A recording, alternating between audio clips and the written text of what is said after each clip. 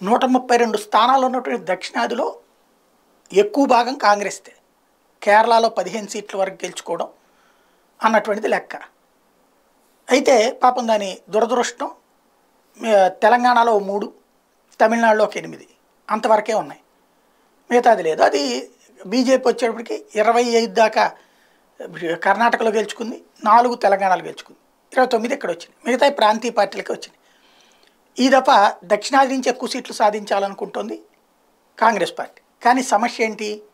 కేరళలో ఐఎన్డీఏ కూటమి అంటే కమ్యూనిస్టులు కాంగ్రెస్ కలిసి అక్కడ 50-50 అన్న పోటీ చేయాలా, లేదా ఎక్కువ సీట్లు కమ్యూనిస్టులు కన్నా ఇవ్వాలి. ఎందుకంటే ముందే పెట్టారు కదా షరతు, ఎక్కడ ప్రాంతీయ పార్టీ బలంగా ఉంటేనే అక్కడ సిపిఎం ప్రాంతీయ పార్టీని ఒక రకంగా, లేదా 50-50 ఇస్తారా అంటే కాంగ్రెస్ గెలుచుకున్న సిట్టింగ్ స్థానాలు కూడా ఇవ్వాలి.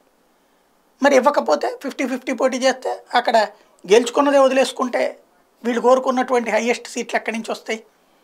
దాదాపు 80 సీట్లు గెలుచుకోవాలనుకున్నప్పుడు. రెండవది తెలంగాణలో ఇప్పుడు ఈ 3 నెలల్లో ఏదైతే 250 రూపాయలు 200 యూనిట్లు ఫ్రీ, పెన్షన్ 2,500 రూపాయలు, అదే పెన్షన్ అంటున్నా, మహిళలకి 2,500 రూపాయలు, పెన్షన్ 4,000 రూపాయలు, ఇవన్నీ చేసి చూపించాలి. చేసి చూపించకపోతే ప్రజల్లో తీవ్ర వ్యతిరేకత వచ్చేస్తుంది, చాలా వేగంగా వచ్చేస్తుంది. అప్పుడు 10 సీట్లు సాధించడం సాధ్యమవుతుందా? మూడవది ఆంధ్రప్రదేశ్. తెలుగుదేశంతో పొత్తు పెట్టుకున్న కాంగ్రెస్ పార్టీకి ఓట్లు వేసేవాడు ఎవడు? 1 సీట్ వస్తే అసాధ్యం, 1 సీటు కూడా. తమిళనాడు వాడు ఇచ్చిన దాని మీద ఆధారపడి ఉండాలి.